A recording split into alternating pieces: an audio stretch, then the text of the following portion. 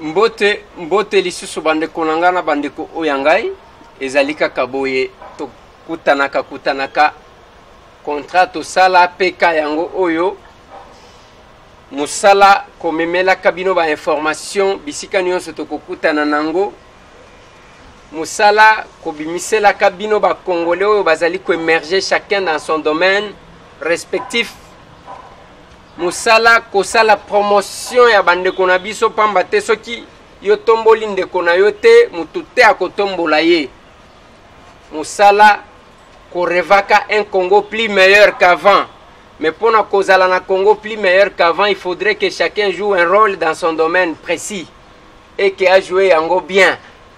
Kosala musala oyo yebi kosala bakwado basala kikwado babeti bale babeta bal bayi politique basala politique bayembi bayemba baminganga ba traiter batu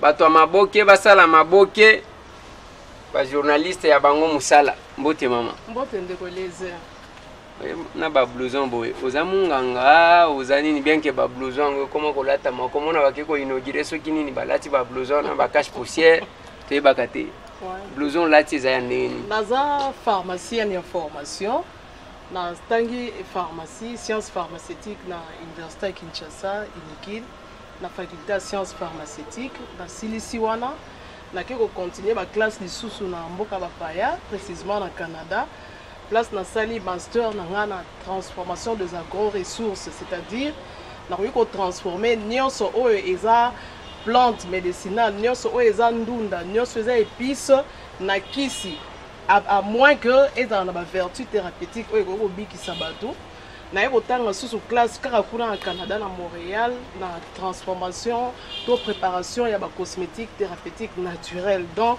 à partir ya banzete nazo sa mafuta ba savon ba crème ba parfum oyo ko bongisa loposo ya mutu à part ça na sali sous formation mususu ya opérateur ya équipement production donc tout ce qui est machine industrielle na ko mania ngo na formation on a sali na libanda. Et puis, on a RDC, nous évolué dans le laboratoire pharmaceutique CRMTA, où ils allaient centre de recherche et de production de médicaments traditionnels améliorés. Donc, nous sommes spécialisés dans la production. Il y a qui ici, mais on est salamé à partir de Banzete, où il y a Bissou à Boko. Ah, d'accord. Ouais. Est-ce qu'on est même un plateau à Tokomiwa? Na un plateau to komi wapi po na faire savoir na bana mboka o bazana na Congo awa na ba bazana mboka ba pa que à partir ya banzete na biso to bimisi ba kisi mususu et puis na tie ba cosmétique o e ko traiter le poso à partir ya banzete na biso ya mboka na libanda ezo se consommer déjà awa pe mwanda mbuya on fallait to informer bana mboka o baza partout dans le monde que toza na kacha domaine wana ya ba kisi na ya mafuta.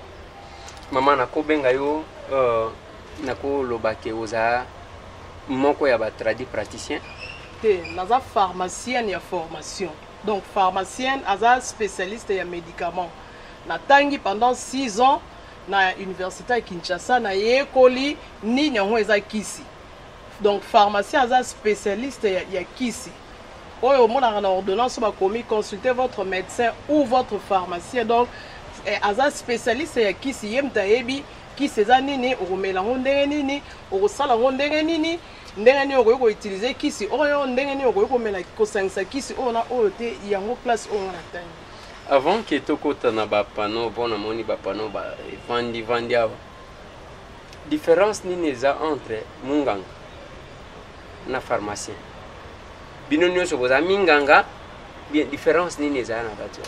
Bon, munganga c'est large na ndenge yo lobi. Na munganga nazomona médecin azana kati, médecin ye ayekoli ndenge ne akoki ko traiter mutu à partir ya kisi. Ye pe dans la classe milai pe basala na université ata libanda. Munganga infirmier pe aza munganga. Po biso nyonso santé nde mutu intéressé biso ya bato. Donc tozo bunda pour la santé ya mutu. Pharmacien, il est un spécialiste il y a médicaments. Donc, il y a un kisi, il y a un déterminé dose il y a kisi, ye moto azolakisa ndenge nini okomela kisi oyo. Donc biso nyonso munganga c'est plus médecin, infirmier, pharmacien ye azoya kocompléter ni action na bango. Soki pharmacien asali kisi te munganga oyo médecin akokoka kosoigner mutu te. Yo ozosalela kombo na yo lobi kombo na kombo na ngai Pichu Ntondele Nsansi. Oui, Mama Pichu, yo ozosalela kisi na banzete. Oui. Différence nini eza entre yo na baoyo bakosala bokoko, donc ba tradi praticien, différence nini?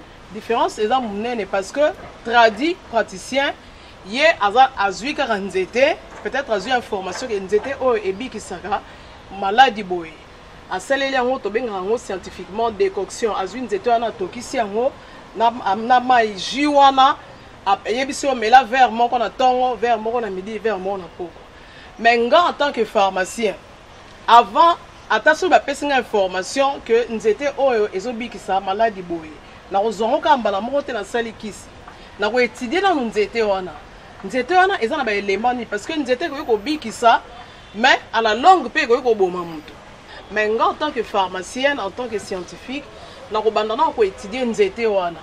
Eza na bacentre spécialisé oyo esalaka baétude wana, eza na UNRB, eza na faculté ya science oyo bazotala est-ce que nzete yango eza toxique te, est-ce que nzete yango ekoki kokoze badégâts à la longue te pa mutu bien ke ezobikisa. À partir ya wana so nazwi information ke nzete yango eza bien, nde na bandi baétude na nga sikoyo ya kosala kisi nayeba tobengaka yango screening chimique, oyeba bagroupe chimique nini oyo eza na kati ya nzete wana mpo nakoka kosala kisi ezobikisa maladi nini. Et à partir ya wana soki namoni bagroupe chimique oyo ezodétermine ke ezali kobikisa maladi boye, nde naye kokende sikoyo na forme galénique oyo topesaka forme ya produit. Tolongoli nzete na nzete tokomisa yango comprimé, to tokomisa yango sirop, to topesa yango forme ya suppositoire.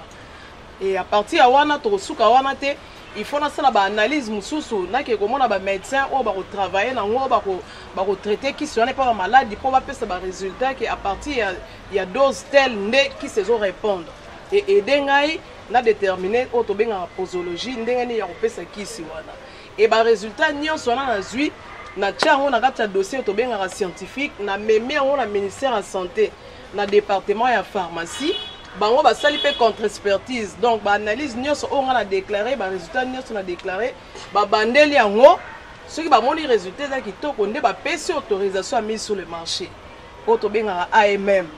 Autorisation à mise sur le marché wana eza lokwa homologation ya produit na yo do bandimi ke OK, produit na yo eza bien et kosala dégâts na population te, to permettre yo siko oteka ngo na ba pharmacie. Et en ce moment-là, ba médecin siko ba wanda komango a commis ordonnance bake somba produit na on a la pharmacie. Tradi praticien a koteka produit na la pharmacie te, médecin a ko prescrire produit à tradi te. Différence na biso ya wana. Ouais, mais to travaillaka en collaboration parce que bango bazo constituer banque de données na biso. Ngai si naza na besoin nzete na okendo mona tradi pour preuve koko na ngai donc maman ya papa na nga azaki tradi thérapeute. Papa na ngai atikaki biso pe à Sonama depuis 2013, pharmacien Tondele ye azaki pharmacien. Donc azako zwa banzete oh maman na ye ayebaki nde yango sele ngo bakisi. Donc c'est ça la différence entre pharmacien et tradi, mais on travaillera toujours en collaboration. Toujours en collaboration. Na lingi na pesa yo temps ou expliquer biso nanu ba produit au bozanango comme ça na zongela moi mituna moko ya précision. OK. Ouais. Produit liboso autobimis dans laboratoire CRMTA eza méamycine. Méamycine to présentant sous deux formes. Eza la forme sirop na comprimé, sirop pour na bana, comprimé pour na mikolo. Ils ont traité ba amibe, ba levure, ba diarrhée aiguë ou chronique, ils ont traité ba diarrhée due na intoxication alimentaire pe.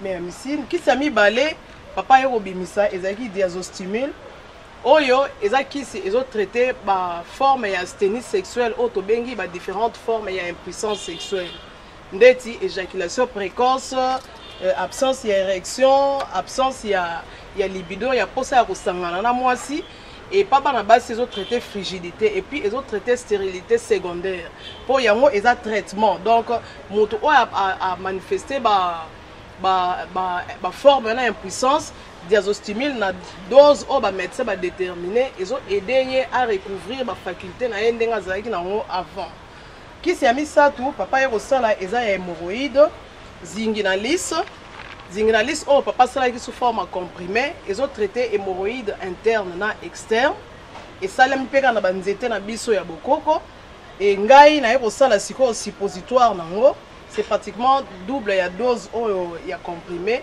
ezo sunga na ba hémorroïde interne externe ezo booster libido pour na basi o bazana problème ba trompe bouchée ezo aider bango ezo faciliter digestion eza vraiment ko soulager ba cas ebelé o hémorroïde et déranger ba zingiнаlis oui zingiнаlis ouais et puis to kosala allium oyo eza kisi ngam na tchaki yango pe sur le marché to sala ngo à base à ail oyo ezo traiter hypertension ezo longola ba mauvais cholestérol na kata circulation ezo kitisa stress eza kisi moko ezo aider penza ya kocha mutu à l'aise et à part wana ezo traiter nini lo hypertension allium ouais ils ont traité hypertension, ils ont un mauvais cholestérol, la circulation, ils ont amélioré. Ils ont la aspirine junior.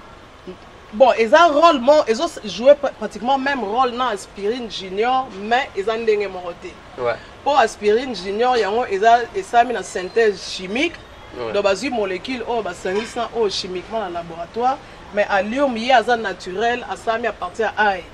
To exploiter ba vertu oyo ai azalaka nango moni ai traitera ba maladie ebele yango et pour ça ki biso to sala kisi à base nango et to zana kisi muso to zo lancer menga wana za ba kisi o papa tika ki en chantier menga oyo eza contre anémie eza kisi makila ezo pesa pe énergie bato bazana problème ya makila ndeti bana o ba bela anémie SS ils ont aidé bango pe makasi bato bazaka na ba menstruation to ba règle abondante que azan ba perte ya sang ebele ils ont aidé à remonter to na ya makila et à part ba kisi oyo na ba mayele oto ekoli libanda to eko sala ba cosmétique naturel thérapeutique donc to sali ba crème ndeti crème oyo d'ici au collagène yé azo traiter azo longola ba tache azo traiter ba tampon donc a longole poso o amabe a régénérer poso na yo a peso poso kitoko eza utilisé pour tout type de peau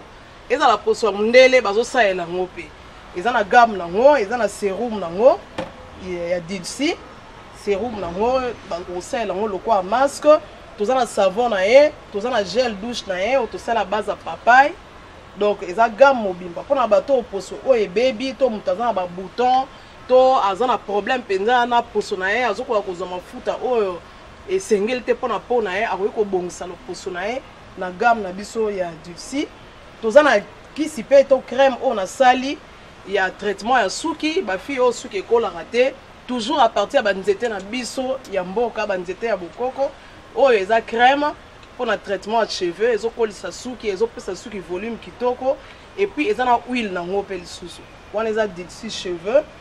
Et à part ça, tous en Diazolex oyo eza pommade na terme scientifique to benga ngo ongon. Donc pommade oyo to pesa ngo kombo ya Diazolex parce que papa na biso kombo na ezaki tonde le diazolo. Ezaki pona ko immortaliser papa po yem tasala ki laboratoire au centre il fallait quand même to sala eloko moko oyo kotombola kombo na ye. Eza pommade moko antidouleur. Tout ce qui est type de douleur. Et ça la douleur lombaire, kongo pasi, makolo pasi, rhumatisme, ba maman bazara makolo ko vimba bo edem, au pakole en tout cas au bout de quelques heures au monde makolo kiti. Donc ils ont amélioré circulation pe ya makila. To sali en pe ka partir ba nzete na biso ya bokoko. To zana kisi mususu oyo papa tikala ko sala sensifos. Sensifos eza kisi ba sali contre malaria au moni na carton ngo ba dessiner ngungi. Donc, ils ont détruit malaria. Avantage est qu'ici, ils ont immunisé pendant plus ou moins 2 mois. Bateau, salélé, médecin, landeli pendant 2 mois au sa malaria. Ils ont qu'ici, salami toujours à partir de l'anxiété dans biso. Tout ça, on a forme de sirop pour la bana, la forme comprimée pour la micolo. Mais on a compté que ça la forme de suppositoire pour la bébé pour la suppositoire et sur baki en haut. et qui n'a pas la circulation de réaction et sera plus rapide que sirop. Il y a un autre sale. À part ça, les états belé, bah produit monsieur en chantier, le quoi fonctionne, on a autofinancement, toujours qu'il y a des D'accord. Nalinga qui est exposé à tout on quelques questions de précision. Est-ce que on a télévision ezalaka muke? C'est ça. Maman bakisi na yo oyo. Yo vandaka na Canada. Oui. Naza cheval entre Canada et Kinshasa. Ouais.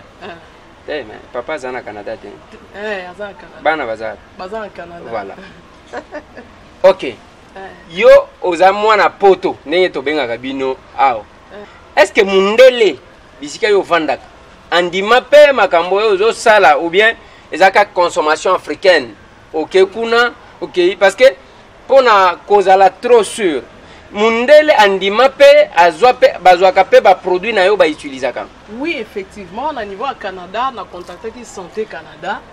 Ba produit oh bozo mona ezo consommé na Canada, ils ont consommé aux États-Unis, ils ont consommé en Allemagne, ils ont consommé en Europe, mobimba, ils ont consommé na niveau y Afrique. Tous ont autorisation, il y a mis sur le marché de façon officielle na Cameroun. Tous ont autorisation na niveau ya Brazzaville, Congo Brazzaville, Namibie. Tous ont autorisation à niveau Angola. Donc bah kisi oh ils ont vraiment homologué, ils ont consommé mundele andima kisi oh parce que acceptable bah utiliser en amboka. Parce que mon co lobby Diazolex. Ouais. Wana eza pona ba douleur. Opesi yango pona ko immortaliser papa. Voilà. Opesi kombo. Kisi soki bo sali ko immortaliser mutu ezaka ko bamba kombo na été. Fallait que le produit reflète la grandeur de la personne. Justement. Est-ce que kisi oyo ezali en réalité ko refléter grandeur ya papa oyo ayebani ke azaki pharmacien ya munene abimisa pe ba kisi na mboka oyo? Oui, effectivement, de les airs kisi oyo eza na ko benga ngo produit miracle. Parce que muto o asali asthme, période o na poto eza période o bato bazana na problème à asthme suite ya ba pollen, ya ba nzete, ba sala mingi ba crise, baza allergique na ba pollen. Kisi oyo ezo aider bango. Bébé moko dans un témoignage na Belgique azui délivrance na ba crise na grâce ya kisi oyo.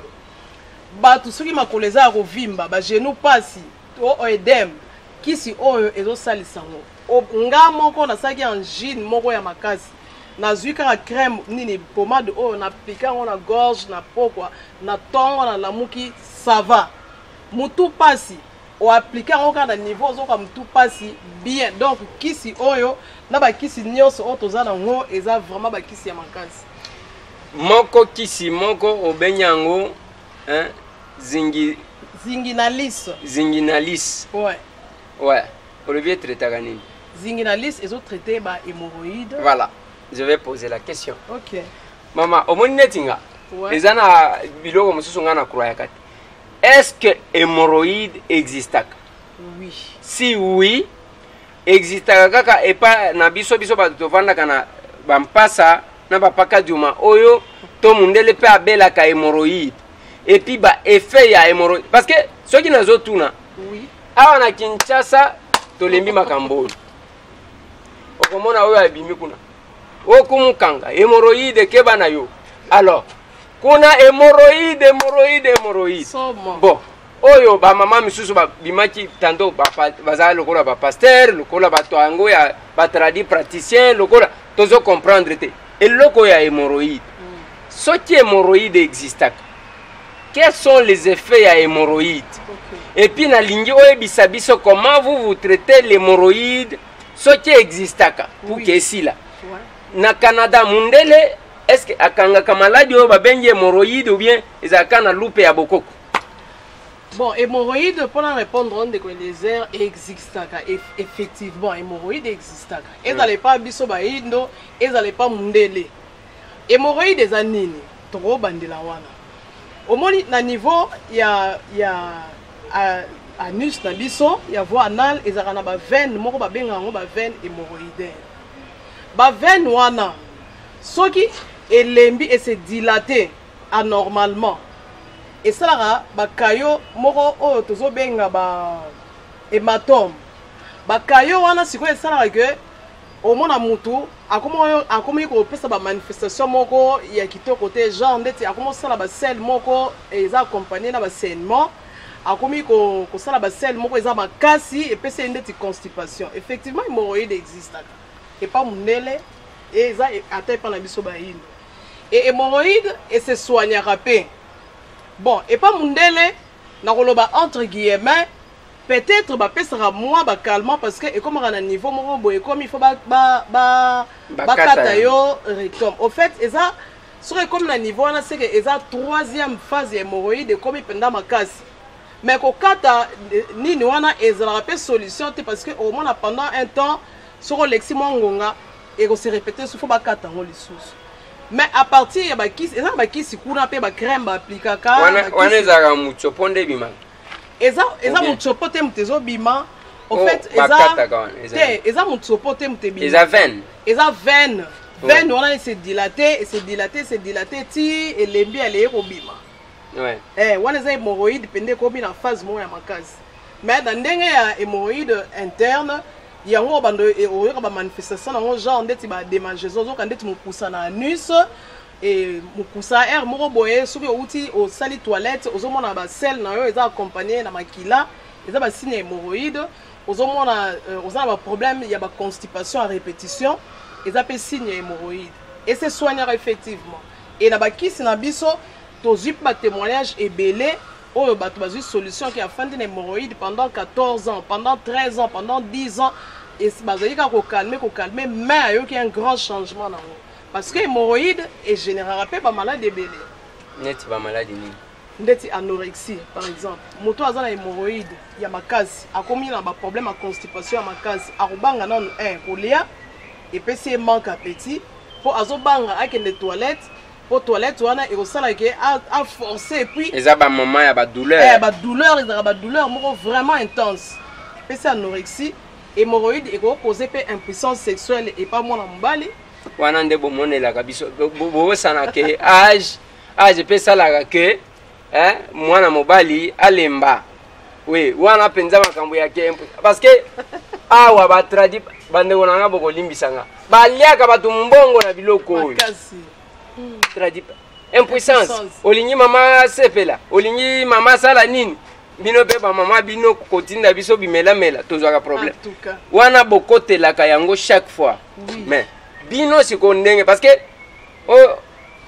selon explication zopesa toza na posa yake bakongolais baretenir une chose nalingaka te totinda bakongolais na aventure moko boye babandi kobenganga ndeko Eliezer mama wana obengaki mama wana escroc mama wana kosi biso eloko moko te bon hémorroïde ezopose ememaka impuissance sexuelle ebino botretaka ngo ndeni oui impuissance sexuelle eza maladie moko nde na expliqué lea naza koprésente diazostimule kisi oyo papa moto atikaki yango impuissance sexuelle ezokoenglobe banini ebele ndeti éjaculation précoce eza forme moko ya impuissance sexuelle absence ya libido ya absence ya kozala na désir wana ya kokeye kosangana na mwasi eza forme moko ya impuissance sexuelle donc soki moto azoyoka lisusu posa te ni ya mobali oui aza impuissant wana tobenge mpe impuissant parce que c'est une forme d'impuissance mais basi bazalaka mpe impuissant basi ezalaka frigidité donc mwasi aza sino aposa wana te ya kokesangana na mobali ata osali bapréliminaire nyonso oyo esengeli mpo emema ye au point ke andima kosangana na mobali ayokaka nde eloko te peut-être akosala yango par formalité mais na ye moko aretrouve compte na ye te eza hémorroïde mpe kokose yango omoni bamama na biso basambelaka mingi okokuta nayoka mama moko azosambela abi nzambe boma nzoto oyo nzambe boma nzoto oyo donc soki nzambe ayoki mabondeli nde yango omoni epuis eza masumu soki moto eza na technique moko soki alingi ayoke elingi asambeli apameli yango oyo ekei eza maladi te peut-être c'est par rapport ya demande ya moto epa nzambe te wana eza problème moko etali nzambe te eza vraiment maladi ndeti hémorroïde osoigne yango kitoko te nde ememi yo wana eza problème kutu ya nzambe te wana nzambe aza ata na compte wana te eza maladi nde moto ememi yo na point wana Ouais. eza normal te. Ok. Soki mutu azana posa wana te, c'est que hémorroïde. Te. Ba effet mususu Non, nini? non, non, non, non. Ouais. J'ai pas dit ça ndeko Eliezer. Ouais. Mutu so aza na posa ya kosanga, admettons ndeti ba marié. Ouais. Mariage il faut à consommer. Ouais. Comment bato bakoki kobala na 100 ke basanganaka par exemple. Ouais. Eza à 100 te. Moi si abala na mobali et mobali simbaka ete. Akolobaki mobali aza normal.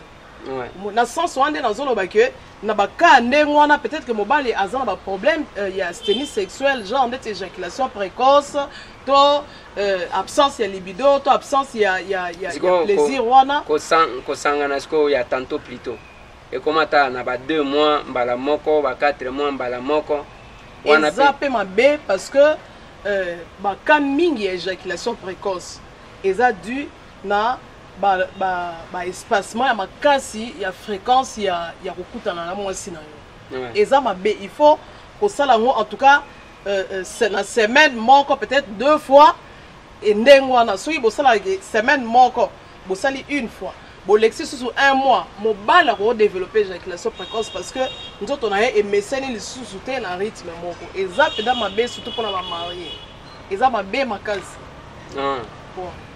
Ok. Siko na semaine moko ataba 2 fois.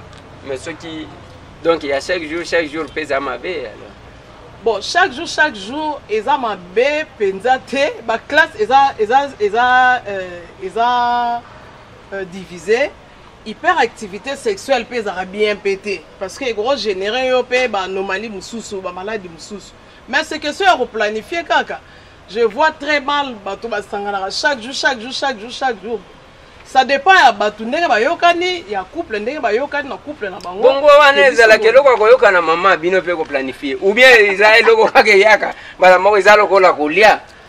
Mususu solo la koyokana kemba to ko banda kolia ka 2 fois par semaine. Oui, eza batu mususu baliaka peut-être to bandolia 3 fois par jour, to bandolia 2 fois par jour. Tant na pourquoi? Oui, pourvu qu'on mange quand même. OK, biso to za kuna te mama. Tozonga parce que to koya ko détourner émission.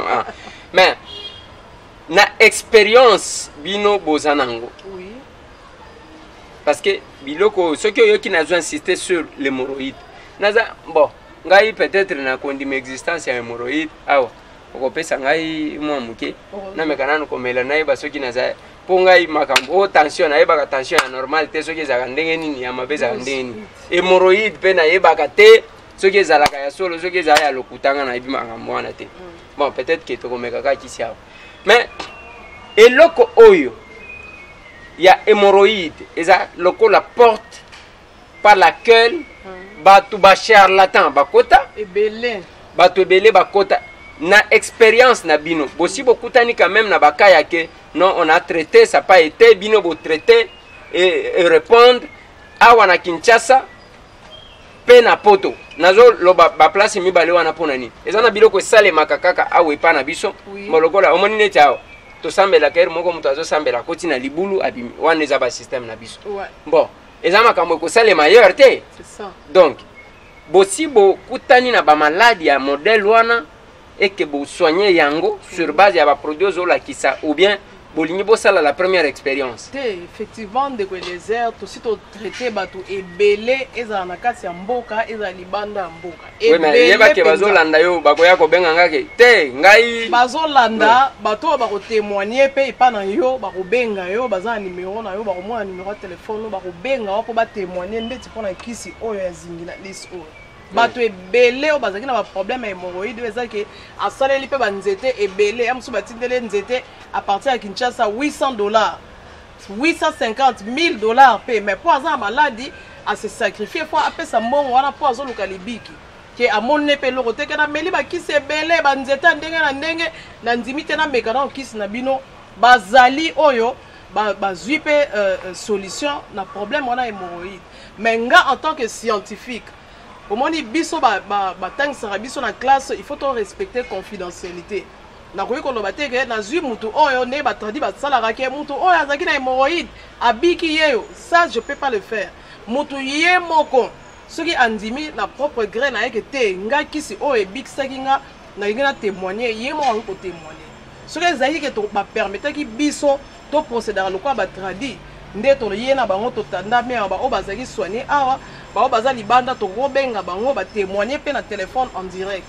kisi oyo bikisi bato ebele libanda na bakisi na biso mosusu oyo bazalaki na baproblème ya asthénie sexuelle na bato bazali na baproblème ya po mpe bazwi solution. Ok, toza na suka maman. Ok. Une question précise pour une réponse précise. Oui.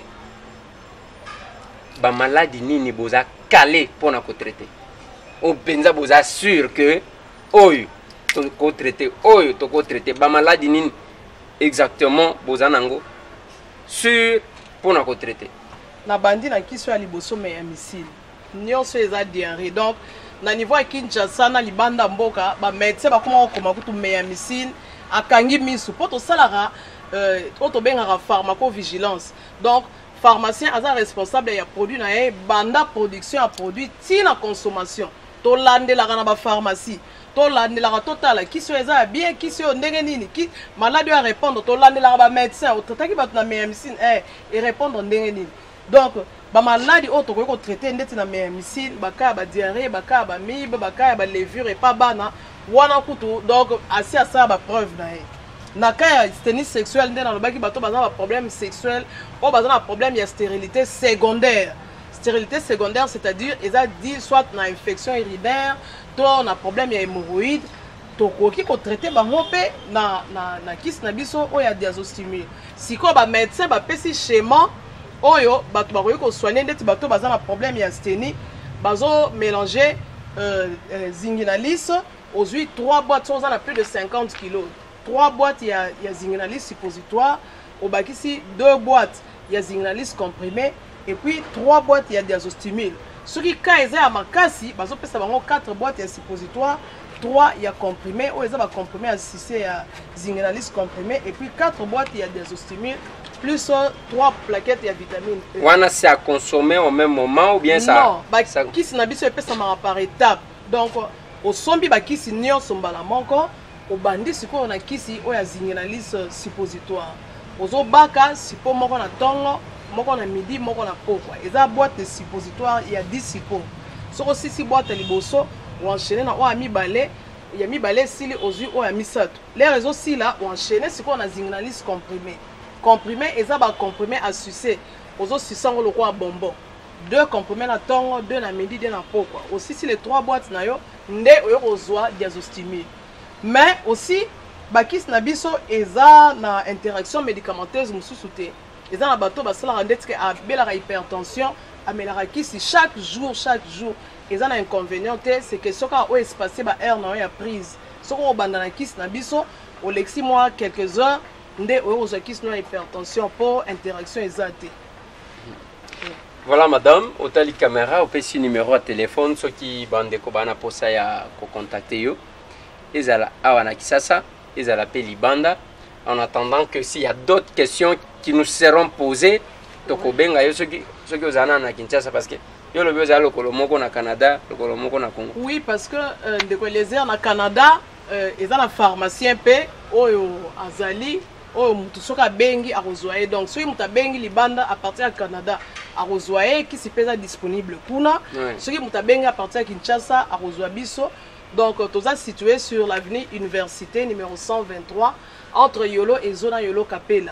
Na katika tu yana station essence moko ezawana et pembeni bâtisse moko ya munene ezaba koma salle de fête pharmacien Tondele centrale à distribution méamycine et diazostimule. À quelques mètres il y a rond-point Ezo. Justement avant Yolo Ezo. Numéro à dépôt na biso eza 089 ou plus 243 89 33 855. Plus 243 89 33 855. Numéro nangai moko soki mutalinga zwanga awa na Kinshasa eza plus 243 81 83 13 322 plus 243 81 83 13 322. O balimba benga libanda eza plus 1 514 329 12 56 plus 1 514 329 12 56. Numéro Moussous César plus 1 438 765 64 73 plus 1 438 765 64 73 wana eza bacontact na biso oyo bato soki balingi basola na biso kopose baquestion banini tokoki korépondre na préoccupation na bango mpo tosalaka mpe en tant que pharmacien lere moto abengi yo eza en quelque sorte consultation mpo ozosala okopesa kaka kisi mbala moko te okopose baquestion ozoyoka ndenge nini mpo moto akoyoka mokongo mpasi peut-être eza dû na eloko mosusu to asoulevaki charge moko especie douleur na nini eza te hémorroïde te il faut na poser ba question moi ebele pour na se rassurer est-ce que ça vraiment yango ba symptômes ou azo présenter eza hémorroïde est-ce que ça asthénie sexuelle est-ce que ça nini eza nini. Merci madame. Merci beaucoup ndeko Désert. Merci aussi bandeko Balandi. Nalobaka na bino toujours que ce plateau est ouvert à tout le monde. Maman ya boyo komema ye olobi te yo yaka lobelaka politique lobelaka machine à voter te ye aza na domaine na ye akoki kolobela. Des fois tout ça la confusion parce que nous voulons amener tout le monde na place moko. Même na classe ezana batu azama kasi na géographie mususu azama kasi na mathématiques mususu azama kasi na anglais mususu azama kasi na physique donc mutu na mutu azana ndenge ayela na mokili.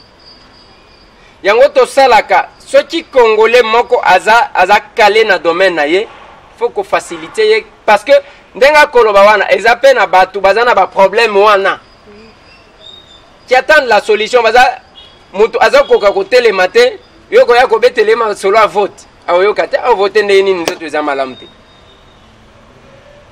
moko pe mama ko swana na papa na ndako la rezali bakareza mais c'est-à-dire quoi?